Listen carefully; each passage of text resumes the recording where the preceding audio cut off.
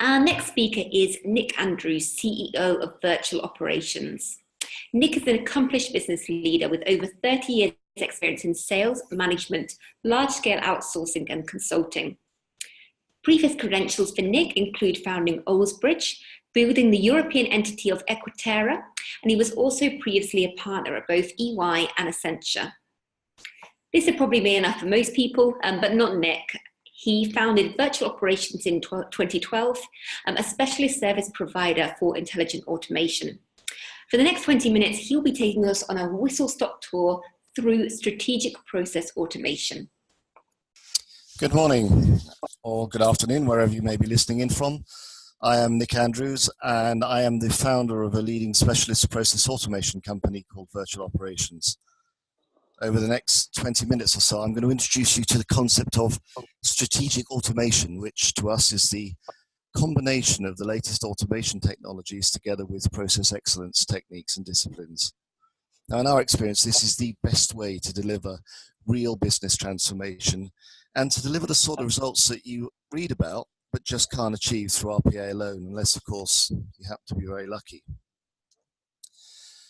Looking at the phenomenal market growth, the last 5 years or so has seen the rapid progress of smart automation technologies. There's a whole plethora available on the market now, which I'm sure you're familiar with. And this looks set to continue growing.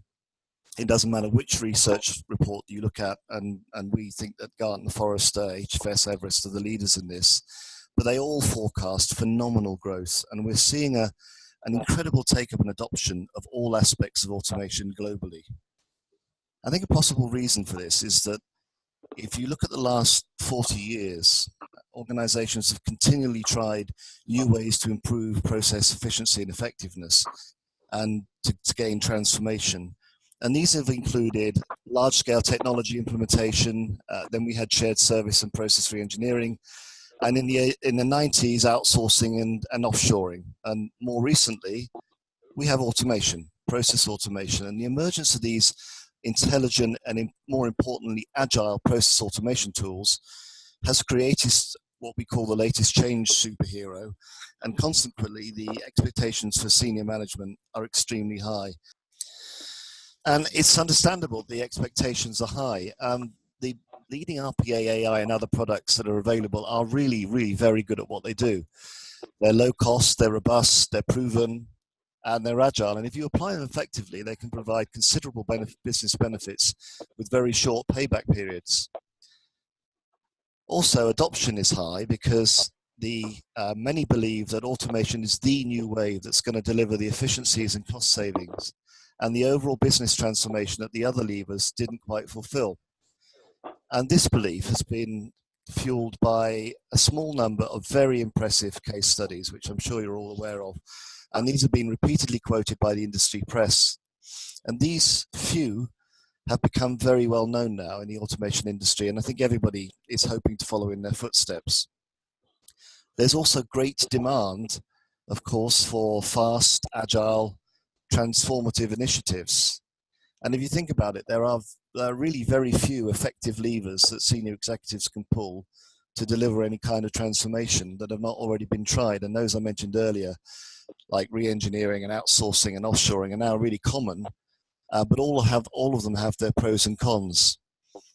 Where automation is seen to be different is that it is far easier, it's lower cost, it's faster to plan and execute, it's less politically controversial because people don't transfer, and control is maintained in-house, which is a really important factor. And so it's been adopted at an unprecedented rate. But there is a paradox, and the paradox is that the potential benefits from automation are actually truly exceptional, greater even than the market hype, and the market is exploding as we speak. But at the same time, relatively few organizations are experiencing real success. And we're now at the point where the evolution hype curve has reached what they call the valley of disillusionment. And in fact, this was we were recently at a gathering of the Automation Great and Good, the leading lights in our industry in Chicago, and this was the conclusion that they came to, that the era of tactical RPA-led automation is over and we're now into the era of strategic automation. I think the reality is that among the thousands of adopters there are still just a handful of companies whose process portfolio have been, ideal for process automation, and they've got relatively up-to-date systems. They've got a largely rules-based environment. They're lucky enough to have structured and digital inputs and high concentrations of process personnel, but this is not typical of most large organizations. And for this reason, you need to have a different approach. I think another causal factor is that despite the phenomenal growth, the industry itself is far from being mature in terms of delivery.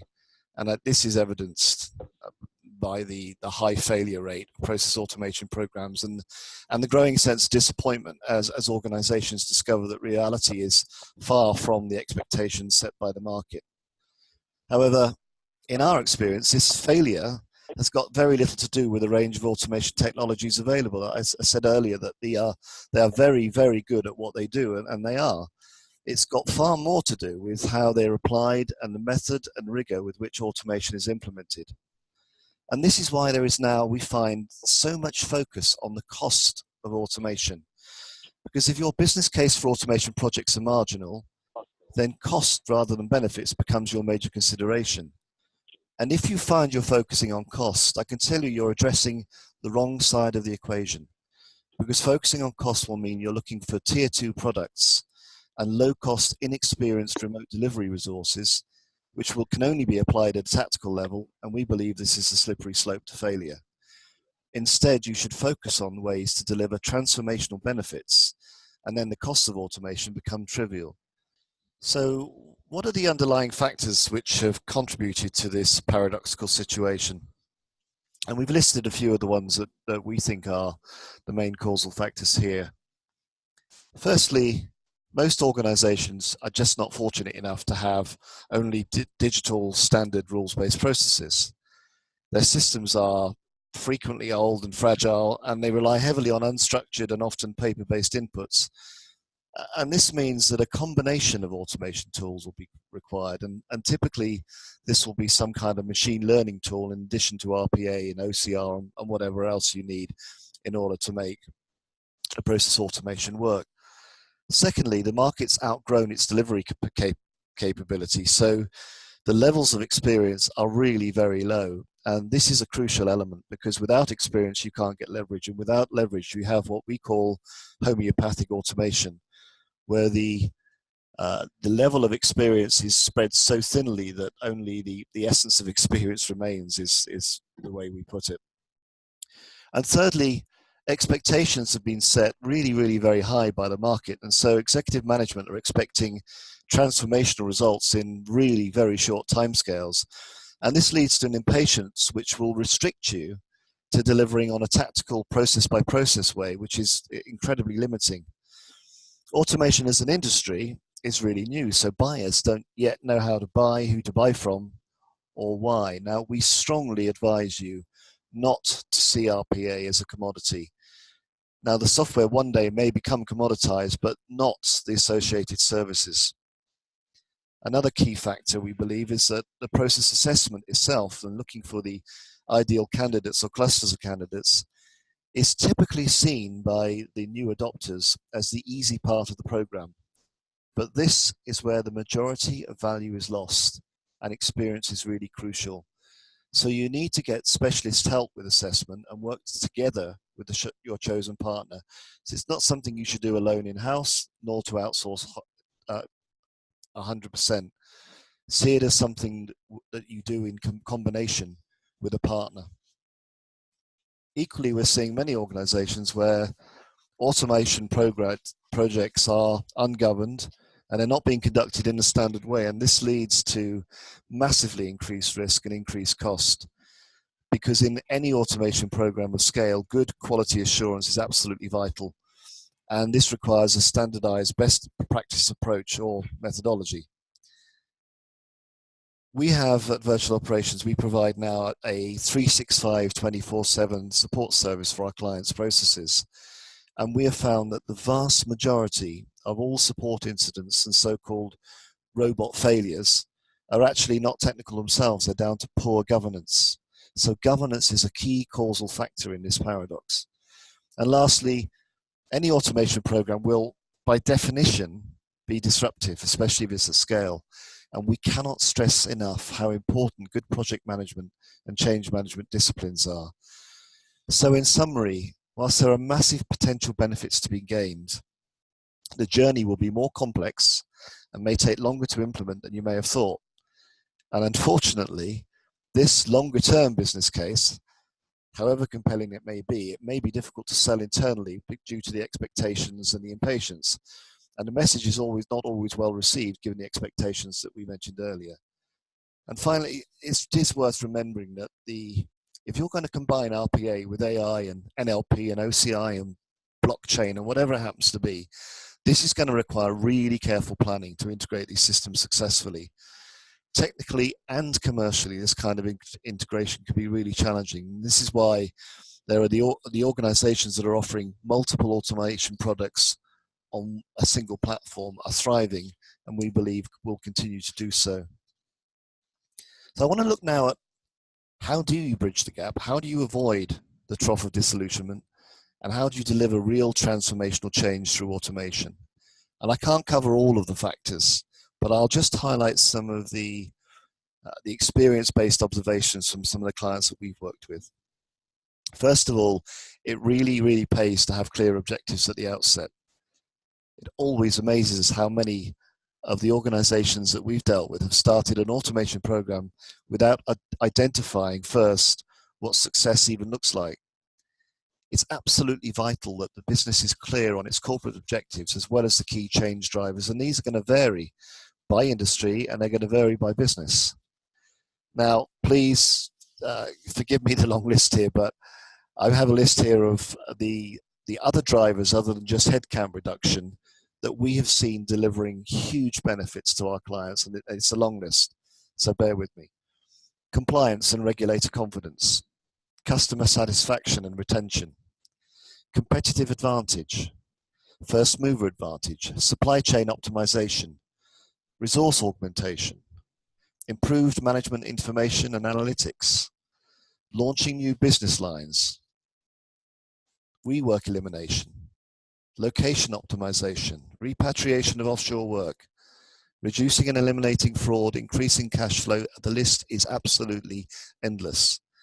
And it's amazing how many times we see organizations just ignoring these many, many other drivers and saying, I want to focus on productivity alone because, as I said a few times already today, that is limiting and you won't get the best out of your automation program. And in some cases, the benefits that from these other drivers are delivering absolutely massive returns on investment. But over 90% of all automation projects that we've seen currently underway are tactical headcount reduction, not being just the primary goal, but the only goal. And the way we see it, if you want to cut people costs out of a business, that's fine because it offers you a quick win and it's really positive and it provides confidence and momentum for further automation. But simply targeting headcount is not enough, and you'll find that there are far greater rewards in moving away from the process-by-process approach and deploying automation at the cause of business problems and not just symptoms. And I'm going to give you an example just to illustrate this. Take exception handling, order exception handling. In order exception handling, the actual business problem lies in order management itself. And the exception handling is very, very hard to address, as by definition, it involves exceptions that systems cannot manage, and there are almost no rules. So the optimal automation solution is most likely to lie upstream in order management.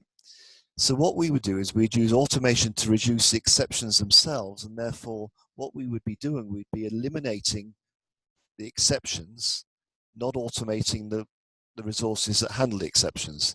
And if you do this, a far greater benefit will result. Another causal factor is making a business case. If you don't have clear and compelling business cases for not just every project, but the automation program as a whole, your automation initiatives are likely to fail. And we've been asked over the past 4 or 5 years, countless times, to automate processes where there's almost no business case. It's just automation for the sake of it. And we're handed out with, or given large spreadsheets full of projects with all of which have minimal gains. And in our view, this is pointless and risky, because if you have a project overrun, you're going to end up with a loss. And even in aggregate, the combination of these projects are not going to add up to anything resembling success. The next factor is find or build a high quality methodology. You should train your team, if you're going to do anything at any sort of scale, to work in a standardized way and use best practice. At Virtual Operations, we use Vault, which is our methodology, and you may have your own. But Vault ensures that all of the team use the best practice tools and templates, and all are following the same procedures. This will massively reduce your risk and massively reduce your costs. It'll also eliminate failure and facilitate quality assurance, because supervisors need to be familiar immediately with what they're looking at, and they can far more rapidly resolve issues if they understand how the process automations have been designed and built and recognize the areas of non-compliance. Looking at support as one of the causal factors. Of all the work we do, support is by far the hardest service line. Support for automated processes is a completely different animal to traditional system support. We provide, as I said earlier on, 365 24/7 for hundreds of processes, and we can find that there are hundreds of incidents every week, and that require rapid or immediate resolutions. So you'll need to think about sourcing support within days of starting your first automation project, because if you go into production within 6 weeks, somebody somewhere has got to support that process. And then strategic automation itself, and this is where our clients invite us to help them to solve business problems or realize business goals by combining automation technologies with broader disciplines such as process excellence and change management. So, for example, rather than being asked to remove, 10 people from accounts payable, we get challenged by our clients to solve business problems. And we've looked at things like, can automation help with fraud levels? Can it help with customer retention problem we have? Can it reduce shipping container time at sea? Can it reduce our inventory levels? Can it help us to calculate in real time our regulatory cash reserve levels? Can it help us with our acquisitions or our divestments, and many, many more? But it's looking at automation as a tool to be applied to business problems and goals, rather than automation as a means or an end in itself. In a project we recently completed, I thought it was worth mentioning. It could have been possible. What we could have done is we could have automated the work of 7 people out of a team of 14 who were, what they were doing was they were chasing unpaid or partly paid invoices. But by applying a strategic automation approach to the business problem, rather than at the people involved in it, in the symptoms, we were able to eliminate the team doing the invoice chasing and dramatically reduce the amounts withheld from invoices. So this was a genuine win-win solution where the approach helped solve the problem rather than automate the work of those dealing with it, which is attacking the cause rather than alleviating the symptoms. And lastly, I'm going to look at scaling up. One of the things we most often see, especially when we do our polls or look at other studies that have been done, is people are saying, how do we scale up? And the key consideration in scaling up is that to think about the tools. Most of the tools that you will use are eminently scalable. The real challenge with achieving rapid scale is actually building a competent team in an atmosphere or an environment where competence and experience is rare. And I'm not talking just about assessment and development resource, but in other areas. It covers all areas such as process excellence, governance, process support. All of these need to be components of your team or your center of excellence. If you outsource to a partner to get scale, you're going to need to remember that the providers themselves are also massively under-resourced. So you're going to end up paying high rates for recently accredited green beans or graduates. And these people are inexperienced and have little or no mentoring or supervision. And I think this is one of the major reasons why the automation industry is failing to deliver in so many cases. So the approach that we recommend for scale is to build leveraged, what we could term joint agility teams. And it's where you get your own people trained and mentored by a specialist company until the time that you become almost self-sufficient. And this is the final slide, which depicts what has been dubbed by the people that have seen it as the stairway to heaven. But what we're trying to show here is the journey to automation nirvana, or strategic vertical automation. Our advice to our clients is think big, move fast, get organized, i.e., don't just do what the vast majority of the industry is doing and get stuck on the first step. The first step should just be your proving ground for a greater automation journey. And now we've been through so many of these with our clients over the past 5 years, they are now entirely or partially self-sufficient, and they buy into the virtues of strategic automation. And what they ask us to do for them is help them with the really complex work, the really challenging, interesting, intellectually stimulating areas that are at the top end of this scale. But let me take you through the steps very quickly. Stage one, we refer to tactical horizontal, which is tactical automation looking at headcount reduction only at a basic level. And everyone starts here, and that's absolutely fine. As I said earlier on, it gives you the confidence and the momentum. But your main concern here is removing headcount from horizontal functions such as finance and HR. It's a useful proving ground for automation projects. It gives you the confidence, it gives you the experience and the funding to move on to the next stages. I'll give you an example of this. This would be, for example, taking headcount reduction in accounts payable or recruiting. The key driver here is headcount reduction. So typically, for tactical horizontal automation, there is little redeployment. Moving on to the next stage, which is tactical vertical, this is quite similar in many ways to stage one, except the processes that you're automating, such as loan or claim processing, cross-selling, or even something such as hospital patient care, are more competitively critical and customer focused, which it means that the drivers and benefits are now moving beyond productivity towards the likes of customer retention, customer satisfaction, or gaining competitive advantage. And it's these drivers that are going to form a key part of the business case, although they are less tangible by nature, and they are going to be harder to quantify. The drivers here are different, so any FTEs that are removed are typically redeployed to customer-facing roles to enhance the benefits. And just by way of example, automating the work of hospital staff or insurance agents so that those people that are released can focus and spend more time with their patients or customers. The next stage is what we call strategic horizontal, where our clients are looking at the strategic application of automation and process excellence practices to horizontal processes. So at this level, the objective is to transform or rationalize processes which, although they're not actually customer facing and may not be competitively critical, they are major areas of spend, and major productivity gains will deliver real shareholder values.